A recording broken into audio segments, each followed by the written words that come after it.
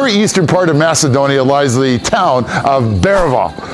And we've got a church here that was built in the 18th century, but by 1818, it was way too small for the 200 families that were living here with all the churches and celebrations and the holidays. So at the time, of course, they were under the Ottoman Empire. They needed to apply for permission from Ali Pasha. Now, Ali Pasha was lobbied pretty heavily over the course of some time in that era by the local villagers. So he seemed like a decent enough guy. Now, eventually, Ali Pasha gave in and gave them permission to build the Archangel Michael Church behind me. Now, that was under three conditions. Well, I'll let you judge how tough they are. The first one was they had to build it under the existing roads so that it wasn't very clearly visible, which indeed it is. And then they had to build it in 40 days. Even today, by any standards, 40 days is an awfully short time. But guess what?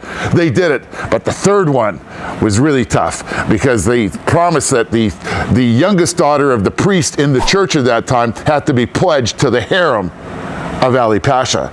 Now, of course, that was probably okay for everybody except the young girl that was going to be pledged to the harem of Ali Pasha. So when the church was finally built within the 40 days, and it was built below the grade, Ali Pasha came to take a look and make sure everything was okay. And of course, collect his young bride for the harem, who promptly disappeared and ran away to the next town. Ali Pasha was not very happy and decided that he had to kill a few people. That started some really bad blood.